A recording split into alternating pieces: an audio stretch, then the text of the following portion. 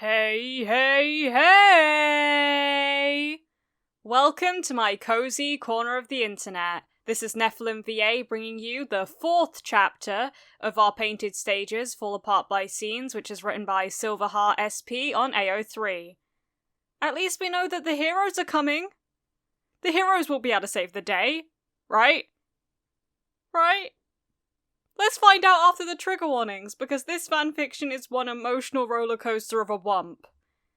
This fanfiction is for general audiences, with themes of fluff and angst, near-death experiences, and canon-typical violence. Also beware of slight manga spoilers. If that isn't your style, then I recommend a real James Bond type, which is written by Hybrid Empress on AO3.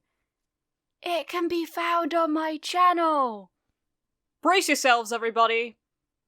Now I implore you to sit back and relax whilst I read to you.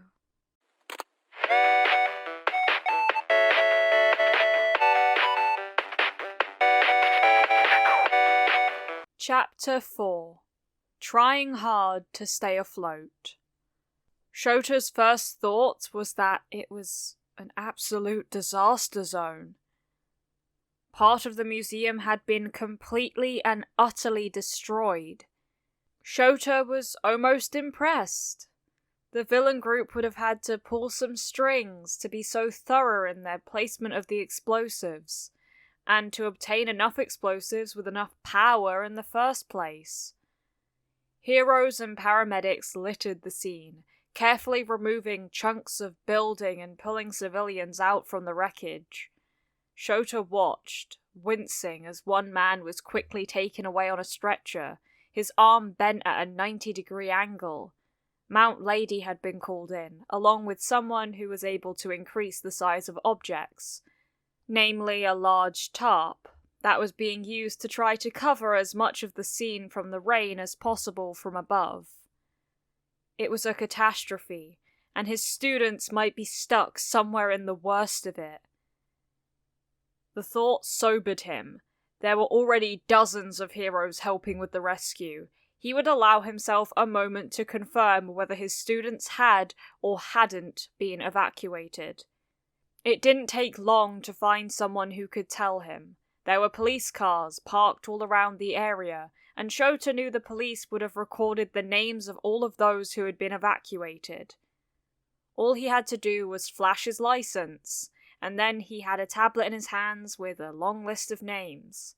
Thankfully, they were alphabetical, so Shota didn't have to go through the entire list. He scrolled quickly but paid attention to every name. B, nothing. I, nothing. K, nothing. M, nothing. S, nothing. Y, nothing. Shota's hands shook as he handed back the tablet to the officer. His head jerked back over towards the scene. There was still dust in the air from the initial collapse, made into a dirty mist due to the rain. The whole setting was dark because of the thick clouds and the time of day, nearly late afternoon. Pained wails and desperate reassurances blended in with the sirens and steady pattering of the storm to create a bleak backdrop to the endless mountains of rubble. Shota felt sick. The next 2 or 3 hours was filled with numbly digging through damp rubble, searching for and helping survivors as the sky grew darker and the rain grew thicker. He was often just on standby in case a victim was frightened and used their quirk on reflex. But he did his fair share of manual work. Every time Shota spotted an arm, a flash of dark hair, a small body, he was over to it in a heartbeat, praying that his students were safe. No luck so far. Most of the people he helped pull out were alive, sometimes injured, but there were 1 or 2 bodies. It was always difficult, and Shota watched without emotion as the bodies were taken away and laid out. He desperately tried not to imagine his students in the same position, lying lifeless, their eyes blank and empty, while they were laid out and covered beside the other bodies. Just another statistic. the more people he pulled out, a pattern began to emerge. Those who were the least injured had been near the entrance to the hero exhibition. Apparently the villains had targeted their destruction on the inside of the actual event rather than at the entrance. With any luck, his students would have been at the entrance at the time of the attacks. He wasn't holding out hope. Knowing his students, they would have been taking in the exhibition enthusiastically and as much as possible, always eager to learn. He never thought he would consider that enthusiasm to learn as a bad thing, but at the moment he wished desperately that they would have just gotten bored and had been about to leave. He continued on with a steel resolve, though his nerves never quite disappeared, always at the back of his mind. It was getting darker when Shota heard it. The rain was thick and heavy, and he was getting tired. It didn't matter, he would request to be put on the night shift. He wasn't going home until he found his students. "Eraserhead!" Someone called. He couldn't tell who it was over the sound of the rain on the enlarged tarp, but he heard it nonetheless. He looked up from where he had been shifting through a pile of large chunks. Someone was waving at him, just visible in the distance. He glanced at the hero who he had been working with. She nodded at him and Shota stood up. "Shota!" The voice called again, and Shota moved as fast as he was able to over to the unstable piles of rubble. And as he approached, he identified the person as Midnight, and subsequently moved a bit faster. One of his colleagues signaling him made him hope it was news on their students. He carefully made his way over, and as he got closer, he could make out the concerned expression on Midnight's face. His stomach flipped, and he reached her quickly. "What's the issue, Midnight?" Shota asked, his voice serious. "We think we found your students," she replied gravely. Shota's eyes widened, and he quickly motioned around them. "Where?" He breathed. His heart pounded against his ribcage, and he could hear blood rushing in his ears. Midnight motioned for him to follow her. "Come," she said, and they began to move. Shota barely felt the cold biting at his skin or the rubble digging into his shoes as they moved. An odd static had settled over his brain. He observed blankly as heroes and paramedics continued their work around them, pulling out still and screaming people alike. He was led nearer to where Shota had first begun his search, towards where the entrance to the exhibition had once been. They took a sharp turn, over to an area Shota hadn't been instructed to cover. The tarp didn't quite reach it. It was cold and wet, rain pattering onto the rubble and filling in any small gaps. Shota felt sick. What if his children had been buried and were half drowned when they found them? Shota instantly spotted where they must be. There was a small crowd of pros, mostly consisting of UA staff, removing rocks and chunks of building at a fast and efficient rate from a large pile. He was reassured not to find Cementos among those assisting. Cementos and his incredibly useful quirk was reserved for the worst hit areas. His lack of presence hopefully meant his students weren't in severe danger. Shota didn't run. He knew how unsafe that was, but it was close. He and Midnight made it over in record time. "Where are they?" asked Shota semi-calmly to the nearest pro, Power Loader, who was using his quirk to dig through the rubble quickly. "We're getting 'em now, Eraserhead," reassured Power Loader, shifting a large rock. "We noticed someone we were digging up with their arms sticking out had their quirk activated. It looked like it's almost definitely Kirishima. If he's got his quirk on, he should be fine." Shota exhaled slowly. Kirishima. The boy was smart. Of course he would use his quirk. If he had maintained it for this long, he must be exhausted. "And you're guessing he was with his friends?" asked Shota lowly. Power Loader nodded. Shota itched to go and find Kirishima now, but he stayed to get as much information as possible. "We have a paramedic over there whose quirk is heat detection. She said she noticed multiple people's heat signatures in that pile. I'm sure it's your other students, Eraser. Finished Power Loader with a smile. Shota remained grim.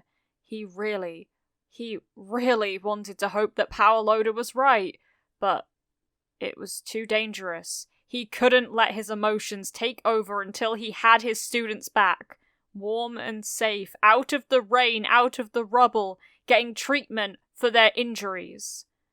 Sure enough, Midnight and a few others were moving debris carefully from over a pale, odd-looking, stiff appendage.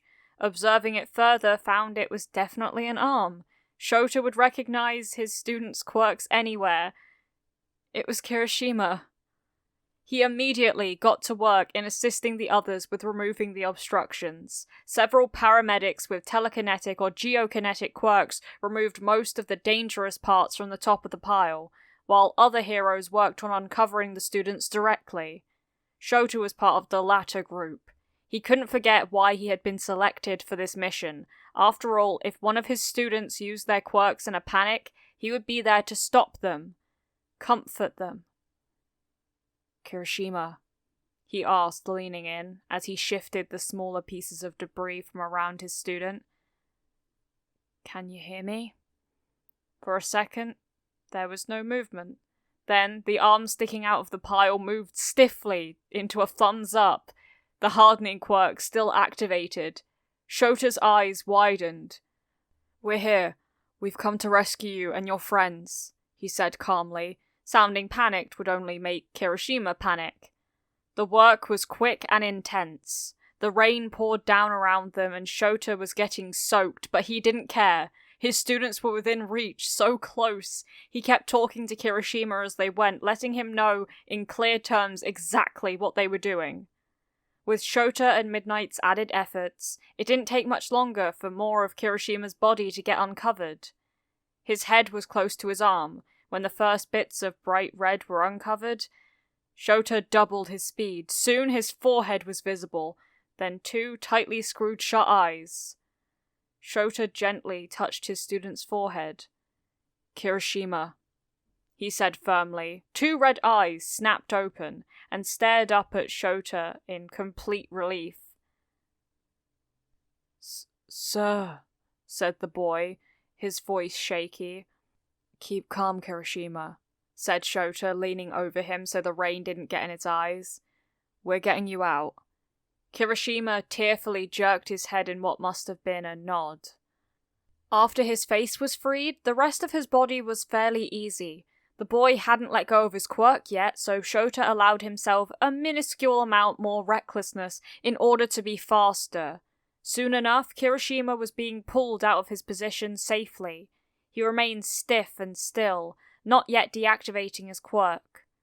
Two of the paramedics who had been aiding quickly left to retrieve a stretcher, while another brought over a field medical kit to immediately begin what treatment was possible. Kirishima had been laid down carefully on the ground. Shota crouched down next to him. Kirishima, he said quietly. The boy let out a whimper. He had his eyes shut again, but peeked them open upon hearing Shota's voice. It's safe to deactivate your quirk now. You must be exhausted. There was a second of hesitation, but Kirishima dropped his quirk, exhaling slowly. Sir, he said again, as he relaxed against the rough ground. Shota helped him sit up, and Kirishima swayed slightly as he crossed his legs. He was soaked, Shota noted. He would need to get warm as soon as possible. How do you feel? Asked Shota carefully. The paramedic was fussing over him, applying disinfectant and band-aids to various cuts and scrapes. I'm fine, sir, said Kirishima. He took in a deep breath. I managed to keep my quirk on for most of that time, so I'm not injured. I had to turn it off for a break and reactivate it a few times, but I don't think anything's broken or... Shota let out a slow sigh of relief. At least one of his students was safe and uninjured. He relayed this to the paramedic as well as Shota, who nodded but kept examining him. "Were the others with you?" asked Shota gently. Yeah, shivered Kirishima. He wrapped his arms around himself and his face twisted into a trembling frown. We were all supposed to meet back at the entrance, and all of us were there except... His voice cracked. Except Bakugo and Midoriya. I have no idea where they are. Shota's stomach dropped. "We'll find them," he said firmly. Behind him, the pro-heroes had gradually begun uncovering the next student. Shota let the two paramedics who had returned with a stretcher take over, and he went to join them.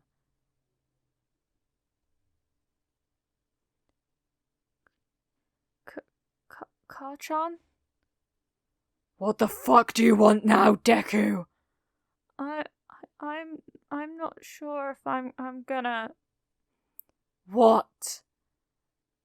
You have to take it. "What the fuck are you talking about?" My quirk. Please, take it. "What, Deku?" Please, if I die. "You're not going to die." "But..." "No." Izuku was drifting.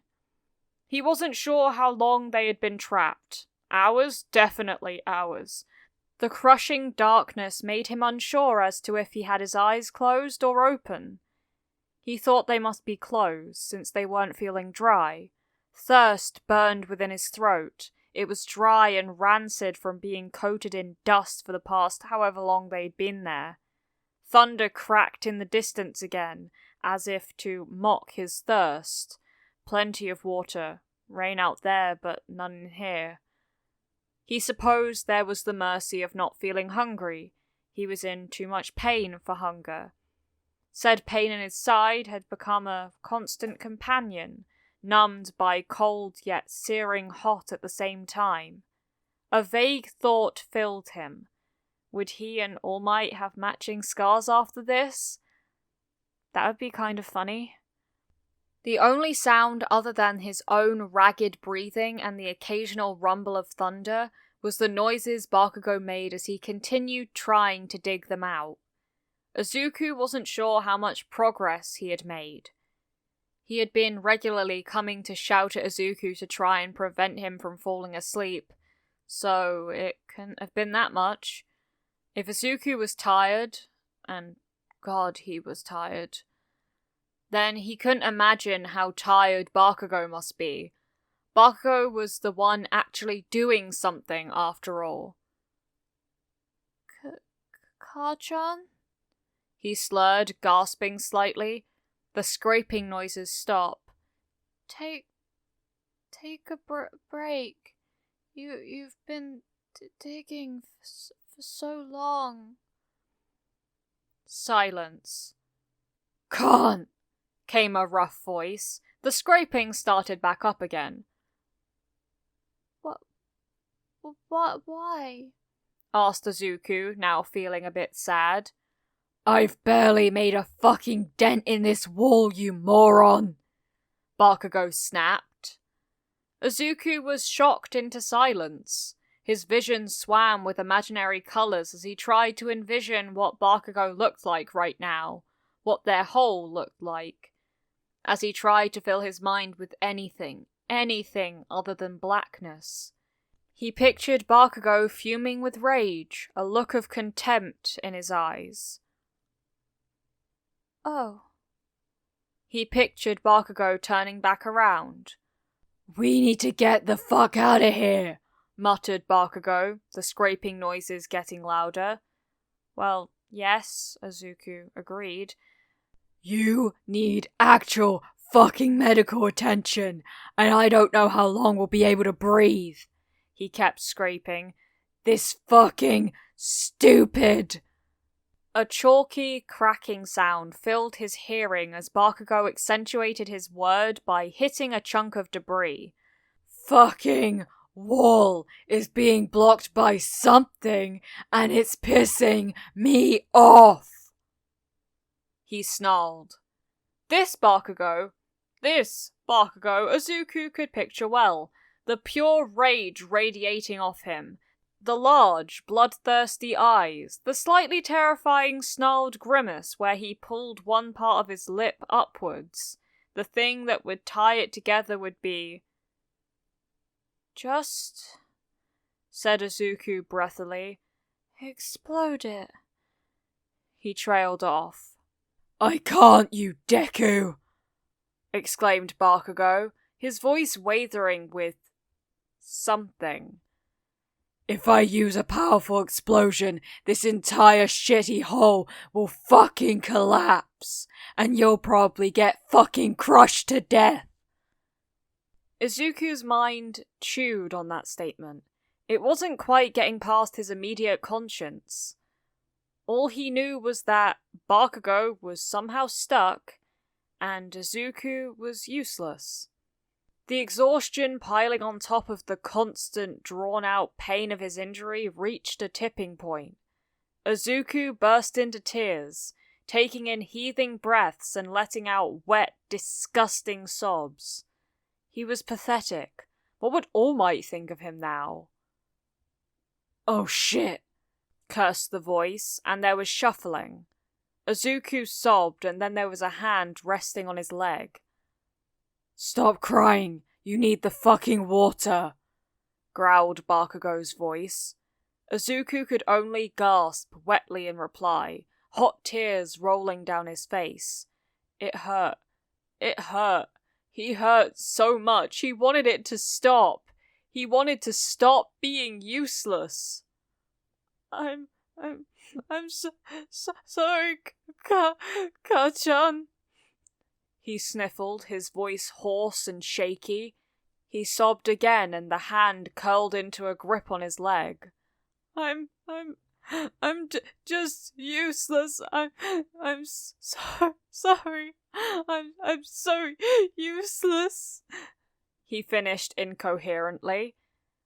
It was important for Bakugo to understand that he didn't want to be useless.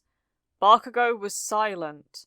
The hand didn't let go of his leg, remaining a comforting weight in the endless, endless darkness. It's not your fault, finally came the reply. Bakugo's voice was... different. Izuku's discorded mind struggled with recognizing it. It sounded like someone else, uncharacteristic of Bakugo. If, continued the voice, taking a deep breath, if you hadn't been there, I might be dead right now. So... Here it trailed off, becoming quieter.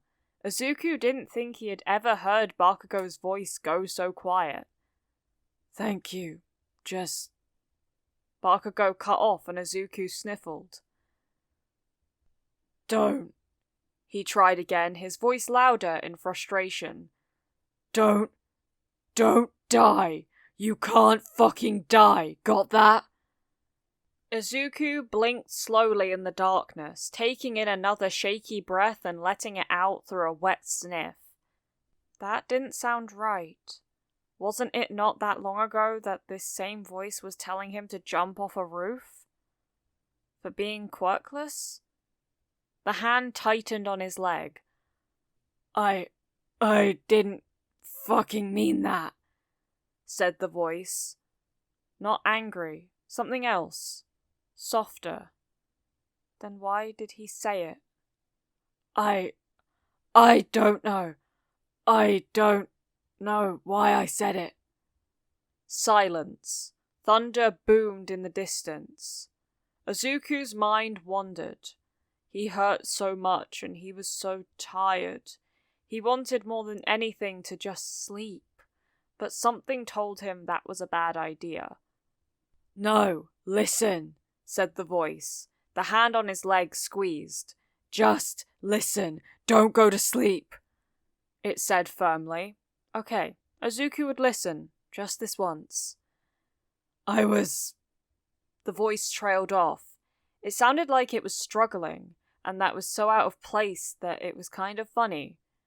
I was wrong. I shouldn't have fucking said that to you. A deep, shaky breath. It was fucked up. This was an unusual dream. Usually when he dreamt of Bakugo, it involved more explosions and less darkness. He could always see Bakugo, at least. You're not dreaming, maintained the voice. It was probably right. His dreams never involved this much pain. And now there was more shuffling. A slight weight lifted off his leg and came to rest on his arm instead. I'm sorry. I'm really fucking sorry for that. And for all the other shit. All of it. Izuku smiled. He really liked this dream. It was nice. You better fucking remember this after we're done, said the voice. It sounded angry now. Anger definitely suited it better. Admitting that shit isn't easy, Deku. Yes, Izuku liked this dream a lot, except from the part where he was blind. He didn't like that. Deku! Don't you dare fucking pass out! Deku! A hand roughly slapped his face. It was haphazard, as if the person doing it couldn't see. The sting in his cheek faded to nothing quickly, insignificant amongst the dominating, excruciating burn radiating through his whole body. He felt really, really cold. He just wanted it to stop. Please make it stop. Shit, Deku!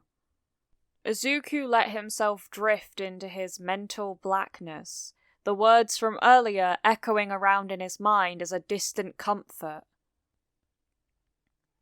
Toshinori sat in wait in the student dormitories in a tense silence. It had been several hours since Aizawa and the others had left to aid in the rescue operations, and there had been no updates. The rain had since only gotten worse, and it was to the backdrop of thunder and heavy downpour that he waited. Outside was dark. The night had descended quickly with the storm. He hadn't moved once in the multiple hours he'd been waiting. Tsukauchi had been called in by the station to help with some administrative work to do with the situation, and so had to leave Toshinori a while ago. He had been alone since, only with his thoughts for company. His thoughts were not good company. Izuku, the boy, his boy, and all his classmates had been stuck in that wreckage, in that rain, for hours. They must be cold and wet. They must be terrified. Toshinori stared at his hands as they shook. He had been retired long enough to accept he was no longer able to save anybody as a hero anymore. But this evoked different feelings to the usual ones of helplessness and shame. A sickening worry. If Toshinori had less impulse control, he would be down there already, searching for his boy himself, so he could take him home and make sure he was safe. When Toshinori next saw Izuku, he was going to hold on to his boy tightly and never let go. They had to be okay. He had to be okay. Toshinori didn't know what he was going to do if he wasn't. He had never really thought of being a teacher before having to find a successor. Even when he had conceded to the idea, he had still been reluctant. He had never interacted with young teenagers so much before, but it was a pleasant surprise to find it so enjoyable. These kids were a delight to teach, and he loved each and every one of them. If anything happened to them in this attack, and Toshinori had done nothing to help, he would never be able to forgive himself. But Izuku was something different altogether. Izuku had carved a hole in Toshinori's heart and made a comfortable home there. Toshinori was getting old. He had met many people in his lifetime, loved and lost, but no one had evoked a feeling quite like Izuku had. He hadn't had much to live for outside of heroics before Izuku. The boy had given his life meaning again, not just as a successor, but he had come to see the boy as somewhat of a son. If Toshinori lost him, just thinking about it made something ugly curl up in his chest. He felt his whole body begin to tremble. The sound of the lift dinging brought Toshinori up out of his thoughts. He looked up. 3 worried students were stepping out of the lift, glancing around the foyer. Toshinori was the only person there, a splatter of color against the dim lighting, so they immediately zeroed in on him. Uraraka hurried over, followed by Todoroki and Kaminari. "Sir?" she said worriedly, coming up to stand in front of him. She wrung her hands together, averting her gaze. We can't find Mr. Aizawa anywhere, and..." "Midoriya and the others haven't come back yet," said Todoroki seriously. Kaminari nodded frantically beside them. "Yeah, I mean, I wouldn't be surprised if they decided to go out for dinner after they were done or something, but usually Kirishima would text me, you know? None of them are replying to messages or picking up or anything. We're all getting really worried." Toshinori stared at them. "They didn't know?" "Have you kids seen the news?" Toshinori asked. They all simultaneously shook their heads, now exchanging worried glances. No, stammered Uraraka. "Most of us have been busy all day with studying or doing something else, and Ida's usually the one who turns on the evening news, so we all forgot to get someone else to do it." Toshinori's face darkened. "Listen," he said, "don't panic, but the museum where your friends were has been attacked by villains." Uraraka gasped in horror, and her eyes widened. Kaminari looked shocked and taken aback. Began Todoroki harshly, but abruptly seemed to decide against continuing. Toshinori regarded them as kindly as he could. "Keep listening. Let me finish before you say anything, okay?" Uraraka nodded tearfully, and Todoroki and Kaminari exchanged glances before slowly nodding. The villain attack involved the hero exhibition your friends were visiting being blown up. Eraserhead and several other faculty members were recruited to aid in the rescue efforts. They've been there for several hours, and will likely be back later this evening. They might be called back in tomorrow. Stay calm," he reinforced when Uraraka's lip began trembling. Your friends were not amongst those evacuated." The 3 students remained silent. Thunder crashed in the background, and the dim lighting of the foyer flickered. Are they okay?" asked Uraraka in horror. Have they found them?" "I don't know," said Toshinori regretfully. "I haven't been provided with an update since Eraserhead and the others left to begin the rescue." "Oh my god," breathed Kaminari.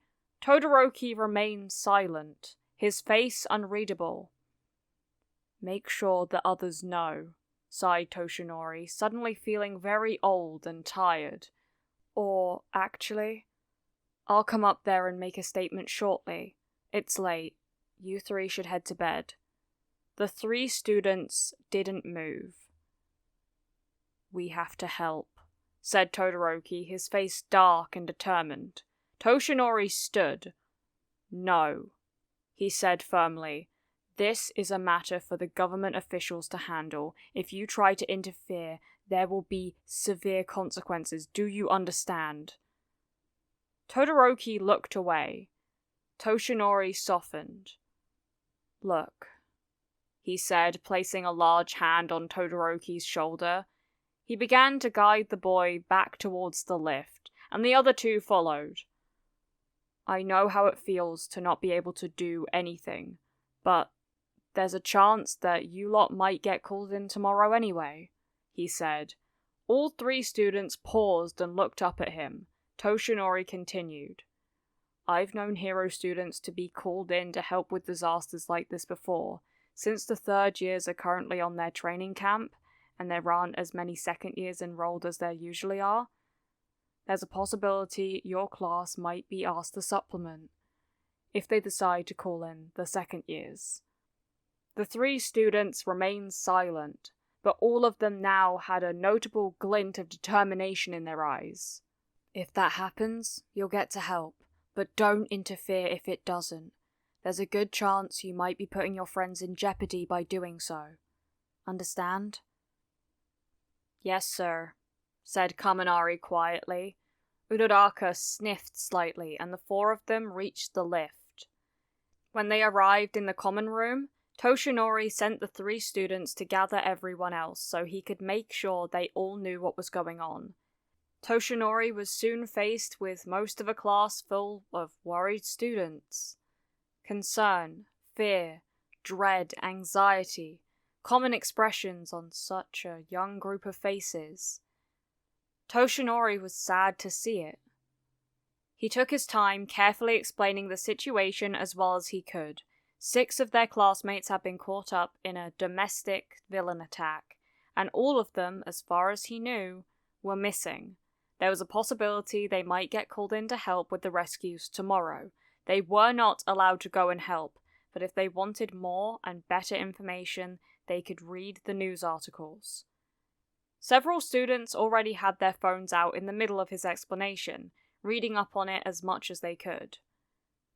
It didn't take long for the entire class to have informed themselves better than Toshinori could have hoped to have done. Glancing at the time, Toshinori told them gently to all get some sleep, and excused himself. He was glad to be there for his students, but he needed to remain downstairs in case Aizawa returned. He took the lift back down in an empty silence. A knot of nerves tangled within him.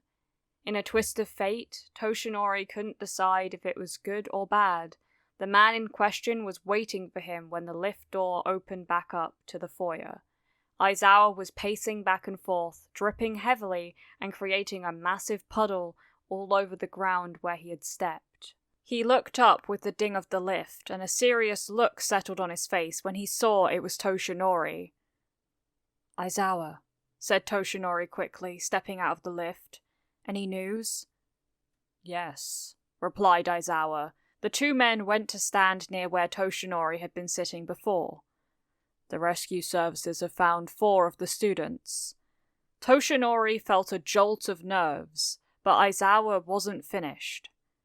"Kirishima, Yaoyorozu, Sato, and Ida. They were all mostly uninjured. Yaoyorozu has a nasty concussion, Ida broke his arm, and Sato broke his ankle. Kirishima is unharmed because he had his quirk activated at the time of impact, and while he was waiting to be rescued. They all required to stay the night at the hospital before being released." Toshinori's heart pounded. That's wonderful," he said truthfully. 4 of his students were safe, and came out of it much better than they could have. But... Yes, sighed Aizawa, his expression sunken and haunted. "Midoriya and Bakugo are still missing. The 4 students were found near the entrance. Apparently they were meeting up there and waiting for Midoriya and Bakugo to show up when the explosions went off." Toshinori couldn't breathe. Aizawa looked exhausted. The bags usually found under his eyes were darkened and smudged, aging him by several years. His clothes were still dripping from the rain outside, and he was covered in dirt and grime from the rescue site. Sit down, said Toshinori worriedly, motioning to the chair he had been previously occupying. You must be incredibly tired. The fact that Aizawa didn't protest and did as he was told spoke to how the man was feeling. It's been a long day, sighed Aizawa. Toshinori winced. Aizawa wasn't finished. I've been dismissed to return to get some sleep, as have the other UA staff members, but we're probably going to get called again tomorrow, he said. There's a massive area to cover, and the night shift team isn't as efficient as the daytime team. Toshinori nodded, his mouth dry. He would have to look into who was being deployed on the night shift. There was a possibility Izuku and Bakugo would be found by them. Do you think your students will be called in? He asked honestly. He wasn't sure what answer he was hoping to hear. Aizawa was silent. After a moment he spoke tiredly. I hate to say it, but there's a possibility. The city is running low on heroes due to a crisis up in Tokyo where a lot of them were called in, so... Toshinori nodded. He had been right to raise the possibility with the students then. We'll see, I suppose, said Toshinori. Thank you so much for watching this video. I appreciate all the support you've given me. I think all of the UA staff need a hug. Aizawa and Toshinori just want their children to be safe. It's ripping my heart out again. My birthday is tomorrow, which is exciting. I'll be only 19, but my mind is older. And we plan to go to the zoo. Just a little life update, I guess. Do you have any plans for this week? All credits goes to the original creator of this fanfiction, Silverheart SP on AO3. I'd highly appreciate it if you gave this video a like and you subscribe to the channel and hit the notification bell to be notified of when I next upload. There is no pressure to do so though. Thank you for visiting my cozy corner of the internet. Keep growing my sunflowers. Mwah.